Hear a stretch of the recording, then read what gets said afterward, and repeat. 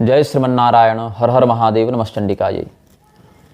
लोकतंत्र की स्थापना के समय भारत के लोगों को यह भ्रम था कि इस व्यवस्था के माध्यम से हम अपनी मौलिक सांस्कृतिक भारतीय धार्मिक चेतना का प्रसार स्वराज का अवलंबन करते हुए पूरे विश्व में कर सकेंगे। इसी उद्देश्य के लिए विधायिका, कार्यपालिका, न्यायपालिका इत्यादि विभिन्न संस्थानों की स्थापना भी की गई। किंतु उन संस्थानों के कार्यप्रणाली को आप ध्यान से समझें, देखें तो इनकी जो प्रक्रिया है वह भारत के मौलिक सामाजिक संरचना के विरुद्ध है। भारत के चेतना का ह्रास कराने में वर्तमान व्यवस्था का जितना बड़ा हाथ रहा है, उतना पिछली सहस्राब्दी में किसी भी शासन प्रणाली का इतना नहीं रहा। अन्य शासन प्रणालियों में हमारे ऊपर अत्याचार अधिक होते थे, किंतु चेतना का विकास भी संघर्ष के माध्यम से होता रहा। वर्तमान में बाह्य दृष्टि से तो संघर्ष और अत्याचार अपेक्षाकृत कम है, किंतु आंतरिक रूप से उस चेतना को प्रतिदिन मर्दित करने का, पददलित करने का षड्यंत्र ये संस्थान करते रहे हैं। अपने पूर्व काल के ही उदाहरणों को एक बार पुनः चरितार्थ करते हुए भारत की न्यायपालिका के तथाकथित सर्वोच्च पद पर बैठा एक व्यक्ति जिसका नाम है B.R. गवई, उसने फिर से अपने द्वेष के कारण सनातन धर्म के विरुद्ध विश्वमन किया है। भारत की न्यायपालिका के द्वारा समय समय पर ऐसे निर्णय दिए जाते रहे हैं, ऐसी टिप्पणियां की जाती रही हैं कि कोई भी सभ्य समाज, कोई भी सभ्य मानसिकता का व्यक्ति उन टिप्पणियों और निर्णयों को पढ़कर धिक्कारने के अतिरिक्त और कोई विकल्प नहीं देखता। भारत की सांस्कृतिक, भारत की ऐतिहासिक, भारत की धार्मिक बहुसंख्यक जनता के प्रति भी इस प्रकार का रवैया, इस प्रकार की घृणात्मक बातें जिन लोगों के मन में हो, ऐसे लोग भारत के विकास में, भारत के अभ्युदय में कैसे निमित्त बन सकते हैं। प्रस्तुत प्रकरण में एक याचिकाकर्ता के द्वारा खजुराहो के जवारी मंदिर का संदर्भ देकर वहां भगवान विष्णु की खंडित प्रतिमा के पुनः स्थापित करने का निवेदन उच्चतम न्यायालय के समक्ष किया गया था। वह निवेदन, वह याचिका दो जजों के समक्ष रखी गई। एक B.R. गवई जो अम्बेडकरवादी बौद्ध है, दूसरा कोई अगस्टिन नाम का व्यक्ति था, जहां तक मेरी जानकारी है, जो ईसाई है। कोई ईसाई, कोई बौद्ध हमारे धर्म के विषय में वह चेतना कैसे अनुभव कर सकता है? हमारी सांस्कृतिक, हमारी धार्मिक महात्म्य का, ममता का, हमारे धार्मिक महत्व का वह अनुभव कैसे कर सकता है? हम जो ममत्व अपने धर्म के प्रति रखते हैं, हम जो भावना अपने संस्कार और अपने संस्कृति के प्रति रखते हैं, उसका अनुभव कोई नास्तिक कैसे कर सकता है? और यही इस बार भी देखने को मिला। बार एंड बेंच के ऑफिशियल ट्विटर अकाउंट से इस समाचार को निर्गत किया गया और धीरे धीरे यह समाचार हम समूह तक पहुंचा, जो भारत के इतिहास में अन्य निर्णयों के ही समान इसमें भी एक द्वेष का दर्शन सनातन धर्म के प्रति सभी सभ्य लोगों ने किया। पूरे राष्ट्र को एक अघोषित उपद्रवी समाज की ओर बढ़ाने में जो 24 घंटे कार्यरत हैं, ऐसे लोगों का बाहुल्य जब न्यायपालिका जैसे प्रभुत्वशाली संस्थानों में होने लगेगा तो उससे क्या परिणाम समाज को प्राप्त होगा, इसका अनुभव करना कोई बहुत अधिक परिश्रम का विषय नहीं है। जितने भी कानून, जितने भी नियम, जितने भी निर्णय इन संस्थानों के द्वारा समय समय पर निर्गत किए जाते रहे हैं, उनमें से अधिकांश सनातन धर्म के अथवा सनातन धर्मावलंबियों के मौलिक हितों के विरुद्ध ही होते रहे हैं। भारत विश्व में एक ऐसा राष्ट्र बन गया है जो अपने ही इतिहास, अपने ही संस्कृति, अपने ही मौलिक परंपराओं को ध्वस्त करने के लिए कटिबद्ध है, और उसके लिए जिस मार्ग का अवलंबन किया गया है उसका नाम रख दिया गया है संविधान। स्वयं को धर्मनिरपेक्ष राष्ट्र बताने वाला भारत आज स्वयं ही धर्म की परिभाषा से अवगत नहीं। धर्म और अधर्म के मध्य क्या भेद है, इससे भारत के संविधान में कोई स्पष्ट बोधात्मक वाक्य उपलब्ध नहीं होता। तो धार्मिक विषयों में निर्णय देने का अधिकार न्यायपालिका को किसने दिया? सामाजिक निर्णयों में अगर न्यायपालिका का हस्तक्षेप स्वीकार भी हो, तो धर्मशास्त्रीय विषयों में या जहां पर देवालय आदि की परंपरा की बात है, वहां पर न्यायपालिका का हस्तक्षेप कैसे स्वीकार किया जाना चाहिए?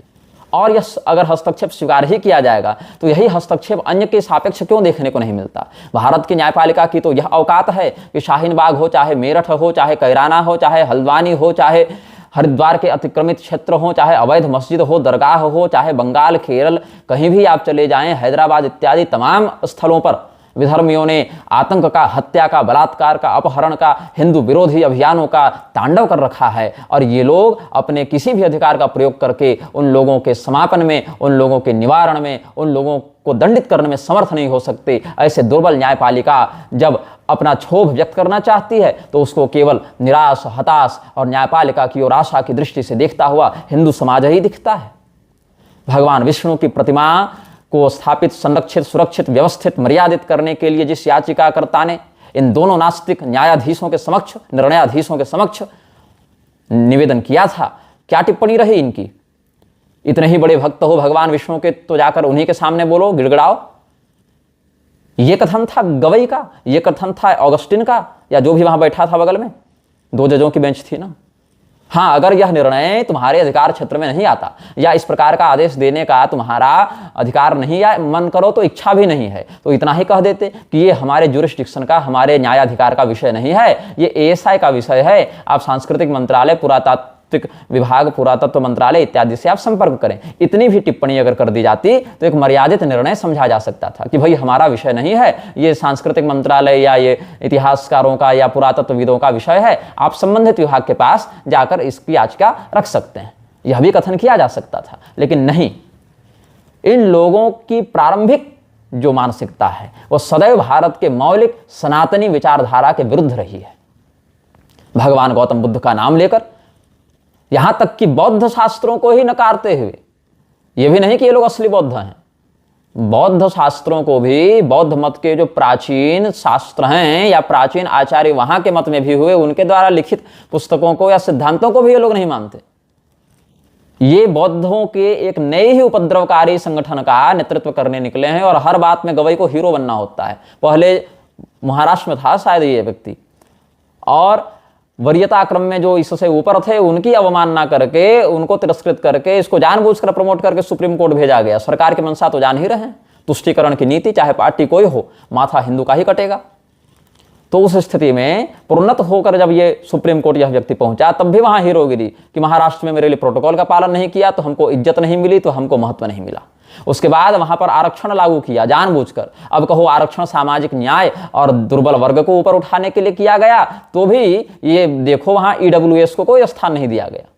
प्रारंभ से सनातन धर्म के प्रति इन दोनों व्यक्तियों के मन में अभूतपूर्व घृणा है, और वह घृणा समय समय पर ऐसे ही कथनों से व्यक्त होती रहती है।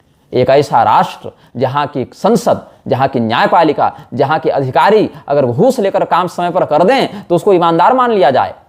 इस स्थिति में जो राष्ट्र पहुंच चुका हो, जिस स्थान पर बारंबार दर दर की ठोकरें खाते हुए पीढ़ियां बीत जाती हैं, फिर भी उनके पक्ष में एक निर्णय नहीं आ पाता न्यायोचित रीति से, वह राष्ट्र किस दिशा और दशा की ओर आगे बढ़ रहा है, यह सभ्य समाज को चिंतन करना चाहिए। याचिकाकर्ता के धार्मिक और उसकी सांस्कृतिक चेतना का मर्दन करने वाला बी.आर. गवई क्या वास्तव में भारत के न्यायाधीश के पद पर बैठे जाने योग्य है? व्यभिचार की धारा को खत्म करने वाला जो सुप्रीम कोर्ट है, जिसके लिए व्यभिचार कोई गैरकानूनी बात नहीं, जो खुलेआम हमारे घर की बहू बेटियों को व्यभिचार के लिए संवैधानिक आड़ लेकर उकसा रहा हो, वह क्या इतनी चेतना से युक्त है कि ऐसे महत्वपूर्ण निर्णयों का अधिकार उसके हाथ में सौंपा जा सके? जो संगठन, जो संस्थान आज तक देशद्रोह करने वाले आतंकवादियों के विरुद्ध कठोर निर्णय लेने में भी खींचतान करता रहा और कई वर्ष लगा दिए, जिस संस्थान के लिए 20-20 साल में आतंकवादियों को दंड देना संभव नहीं हो पाता, जिस संस्थान के लिए कभी भी सनातन धर्म की मौलिक चेतना का समर्थन नहीं हो पाता, अहिंसात्मक रीति से भी नहीं हो पाता, एक आध अपवाद छोड़ दें तो जिसने सदैव अपने निर्णयों से इस देश को नकारात्मक रूप से आश्चर्यचकित किया हो, ऐसा संस्थान जब भी इतिहास में स्मरण किया जाएगा तो भारत के गौरव के रूप में नहीं, भारत के कलंक के रूप में स्मरण किया जाएगा। घर घर को तोड़कर, घर घर में मुकदमे करवाकर, घर घर में महिलाओं को एक दूसरे के विरुद्ध करके, नकली झूठे रेप केस, ST/SC के एक्ट के केस, नकली झूठे नौकरी में ऊपर के अधिकारी घूस मांगते हैं, नीचे वाला अगर सत्यनिष्ठ है, ईमानदार है, वो पैसा नहीं लेता तो उसको झूठे केस में फंसाकर जेल भेजने की प्रणाली, ये सब किसके अंतर्गत चल रहा है?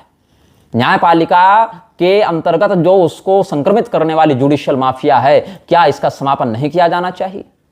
जब भी कोई ऐसा कानून हो संसद में पारित या पारित करने की चेष्टा की जाए या मांग की जाए जिससे न्यायपालिका को अपनी निरंकुशता समाप्त होती दिखे, तो वहां सुओ मोटो लेकर ये तुरंत पहुंच जाते हैं कि नहीं, हम यहां पर हस्तक्षेप करेंगे, वीटो लगाएंगे, सुओ मोटो लगाएंगे। लेकिन अपने दरवाजे पर रोज रोते बिलखते नागरिकों के निर्दोष होने के बाद भी उनके प्रति दया, करुणा, मानवता की एक झलक भी इस प्रकार के संस्थानों में देखने को नहीं मिलती है। अम्बेडकर ने खुलेआम भगवान श्री कृष्ण और भगवान श्री रामचंद्र जी को कोड़े मारते हुए कार्टून को प्रसारित किया था। हमारे देवी देवताओं का अपमान करते हुए उसने कई साहित्य लिखे।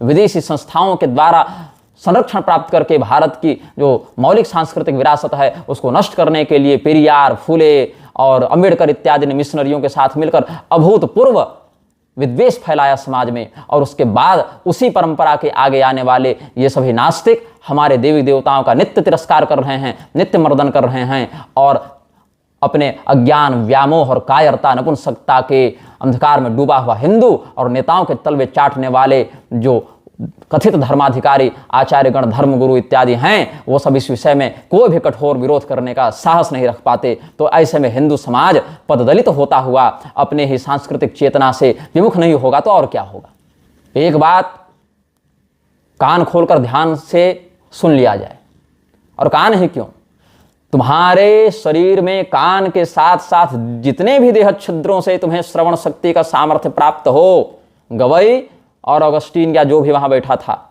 ध्यान से सुन लो।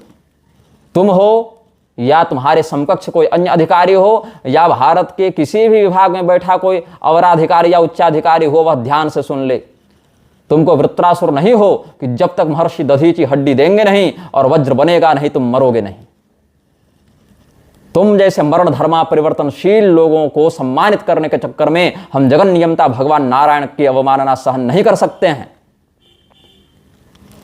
तुम जैसे विद्वेष पूर्वक वचन कहने वाले जो अपने पूरे जीवन भर एक कुंठा और एक दंभ की भावना से जिन्होंने अपना जीवन व्यतीत किया, उन लोगों के हाथों इस देश के धार्मिक शास्त्रीय विषयों को नहीं सौंपा जा सकता है। अपनी मर्यादा में रहना सबों का कर्तव्य है और वही तुमसे भी अपेक्षित है। अन्यथा ये जो माय लॉर्ड का तमाशा और ये जो यशोगान रोज सुनते हो, ऐसा ही यशोगान इराक वाले भी सुनते थे, ईरान वाले भी सुनते थे, फलस्तीन वाले भी सुनते थे, सीरिया वाले भी सुनते थे, श्रीलंका, नेपाल, बांग्लादेश, अफगानिस्तान, पाकिस्तान वाले भी सुनते थे। लेकिन अति मत करो। अति करने का दुष्परिणाम यह हुआ कि वहां की जनता ने ही विधिपूर्वक या अविधिपूर्वक उन्हीं जजों को जब मारना प्रारंभ किया, जब उनका मर्दन करना प्रारंभ किया, तो सड़क पर दौड़ते नजर आए अपने जान को बचाने के लिए, प्राण को बचाने के लिए। तुमको दिव्य शक्ति संपन्न नहीं हो, असमीक्षणीय नहीं हो, निर्विरोध नहीं हो, जिस संस्थान से विवेकपूर्ण मानवोचित निर्णय की आशा की जाती है, अगर उस संस्थान में बैठकर तुम्हारे कृत्य से इस राष्ट्र की चेतना और भविष्य को अंधकार में जाता हुआ यह समाज देखेगा तो वह प्रतिकार करेगा। और जब प्रतिकार करेगा तो तुम्हारा सामर्थ्य नहीं होगा कि उस प्रतिकार के विरुद्ध कुछ कह पाओ, कुछ कर पाओ और आत्मरक्षा तक कर पाओ। यह तुम्हारा भविष्य हमने तुमको चेतावनी पूर्वक बता दिया है कि तुम्हारे जैसे लोगों का इस दुर्व्यवस्था का, इस भ्रष्टाचार का, इस अमानवीयता का, इस उपहास का क्या परिणाम भविष्य में होता है। सत्ता बड़े बड़ों की आई और चली भी गई, तुम्हारी भी आई, चली भी जाएगी। हूण आए, किरात आए, तुर्क आए, मुगल आए, जब वो आए तो उनको लगा कि जो हैं हम ही हैं, हम जो कहेंगे वही सब जगह होगा, वही सदैव के लिए होगा। पुर्तगाली आए, फ्रेंच आए, अंग्रेज आए, उनको लगा कि पिछले वालों को हमने हटा दिया, अब जो हम कहेंगे वही होगा। अब तुम आए हो और तुम्हारा भी यही भ्रम है कि जो हम कहेंगे वही होगा और जो हम कहेंगे उसके विरुद्ध कोई कुछ नहीं करेगा और हमारी सत्ता सदैव बनी रहेगी, हमारा अधिकार सदैव बना रहेगा। तो यह जान लो, मांधाता समही पति कृतयुगालंकार भूषोगतः सेतुर्येन महोदधौ विरचितः क्वासौ दशस्यान्तकः अन्ये चापि युधिष्ठिर प्रभृतयो जातादिवं भूपते नेकैनापि समंगता वसुमति मुंजत्वया यास्यति। महाराज भोज ने अपने चाचा मुंज को कहा था। सतयुग के चक्रवर्ती महाराज मांधाता भी एक समय अपने शासन को पूर्ण करके गए। श्री रामचंद्र जी त्रेता में अपने शासन को पूर्ण करके गए, जिन्होंने समुद्र पर पुल बांध दिया, और महाराज युधिष्ठिर जैसे चक्रवर्ती भी अपने शासन को पूर्ण करके गए। लेकिन मुंज लगता है कि तुम जब जाओगे तो पृथ्वी अपने साथ लेकर जाओगे। बस वही मुंज वाला भ्रम इन लोगों को हो गया है। संसद और न्यायपालिका में बैठे दंभियों को यही भ्रम हो गया है। तो स्मरण रखो गवई और स्मरण रखो ऑगस्टीन।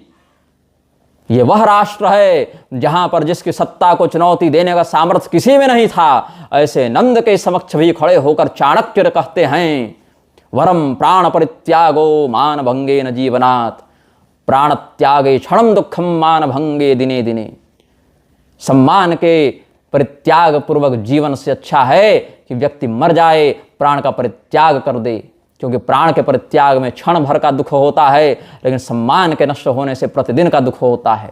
सनातन धर्म के आराध्यों का तिरस्कार करते हुए तुम जैसे अविवेकी नास्तिकों ने मुख्य न्यायाधीश की गद्दी पर बैठकर जो दुष्कर्म किया है वह दंडनीय है, भर्त्सनीय है। चाहे इसका दंड तुम्हें आज मिले, चाहे 100 वर्षों के बाद मिले, किंतु हमारे धर्म के तिरस्कार को करने वाला, हमारे संस्कृति का तिरस्कार करने वाला, हमारे आराध्यों के प्रति जिनकी श्रद्धा है उनकी अवमानना करने वाला कोई व्यक्ति सुखी और सुरक्षित नहीं रह सकता है। इसके लिए हम तुम्हें आश्वस्त करते हैं।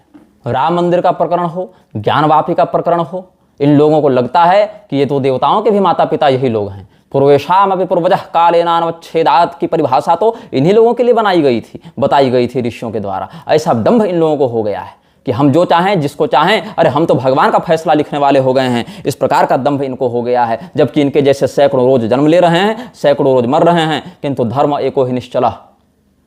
जितने भी सनातन धर्म के अंतर्गत आने वाले हिंदू हैं, उन्हीं के कारण आज अगर न्यायपालिका की थोड़ी बहुत इज्जत प्रतिष्ठा सम्मान समाज में देखने को मिलती है तो वो हिंदुओं के ही कारण है। बाकी हिंदू के अतिरिक्त अन्य लोग तुम्हारे प्रति क्या भावना रखते हैं इसको तुम भी अच्छे से जानते हो, और यही कारण है कि तुम्हारे निर्णयों में उनके प्रति भय, उनसे डरने की प्रवृत्ति का दर्शन स्पष्ट हो जाता है। जितने भी सनातन धर्म के अंतर्गत ब्राह्मण, क्षत्रिय, वैश्य, शूद्र, अंत्यज आदि जो भी हमारे सनातनी बंधु हैं, उन सबों को एक साथ लेते हुए, उन सबों की धार्मिक, सांस्कृतिक, व्यावहारिक चेतना का एकजुट होकर प्रयोग करते हुए हम इस राष्ट्र को पुनः अनुशासित करते हुए तुम जैसे अविवेकपूर्ण निर्णय करने वाले शासकों के विरुद्ध अत्याचार से मुक्त कराने के लिए प्रतिबद्ध हैं।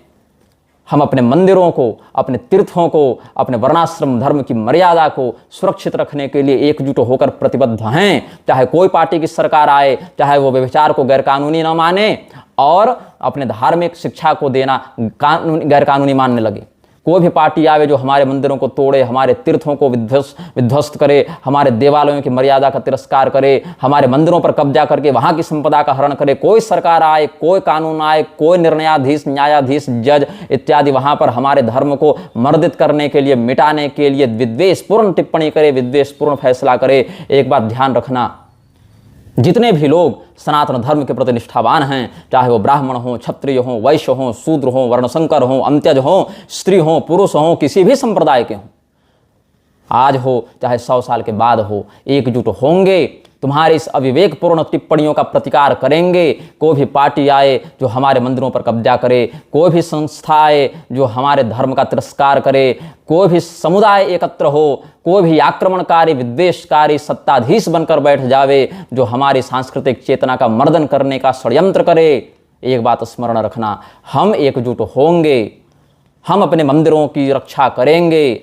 हम अपने तीर्थों की शुद्धि का प्रयास करेंगे, हम अपने धार्मिक संस्थानों का उद्धार करेंगे। We will rise together, we will unite together and we will reclaim our temples, we will reclaim our tirth from claws of political manoeuvres and usurpers like you, let it be today or a century later.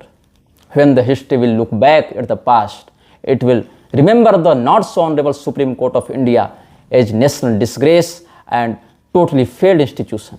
Here I would like to quote Lord Tyrion from House Lannister, where he remarks that I am not questioning your honor, I am denying its existence. And this denial is due to your behavior, due to the disgrace you hold in your mind and you release from your mouth. The venom you spit out of your mouth while sitting on the chair of CGI of India, this can't be forgotten, this can't be forgiven. We will fight back, we will strike back for the respect of our deities, for the respect of our devatas, for the respect of our dharma, for the respect of our parampara. The Supreme Court of India thinks that every sinner has a future, but sinners like you, sinners like this institution doesn't deserve a future. And while you strike me with Section 2C of Contempt of Court 1971, according to the Indian laws, I will overrule and strike back with far older and rightful law with the authority of Nigrahacharya, which states that हैतुकान बकवृत्तिश्च वांगमात्रेणापि नार्चयेत, according to Maharaj Manu, stated in Manusmriti adhyay 4th, and according to our idol Shri Ramchandra Maharaj, who says in Ayodhya Kand of Shri Valmiki Ramayan, यथा हि चोरस्य तथा हि बुद्धस्तथा गतम नास्तिकमत्र विद्धि। और यदि हमारे कथनों से तुम्हें अवमानना का बोध हो रहा हो, यह लग रहा हो कि मैं तुम्हारी अवमानना कर रहा हूं, तो जहां हमारा कोई सार्वजनिक कार्यक्रम हो रहा हो, कहीं सार्वजनिक मंच लगा हो, वहां आ जाना और प्रशांत भूषण के केस का संदर्भ देकर अपना 1 रुपये का सिक्का ले जाना और अपनी अवमानना की क्षतिपूर्ति कर लेना। क्योंकि तुम्हारे सम्मान के चक्कर में हम अपनी भारतीय संस्कृति और अपने धर्म, अपने आराध्यों का तिरस्कार सहन करने के लिए बाध्य नहीं हैं। इसीलिए मैं स्मरण करा दूं, सनातन धर्मावलंबी जब तक न्यायपालिका का सम्मान कर रहे हैं, उसकी रक्षा का प्रयास कर लो, क्योंकि ऐसा नहीं होने की स्थिति में तुम अपने भविष्य के लिए, अपने दुष्परिणामों के लिए और जिस प्रकार के जहर को तुम पिछले 100-150 सालों से प्रसारित करते आ रहे हो, उससे होने वाले भीषण संघर्ष के उत्तरदायी स्वयं होगे।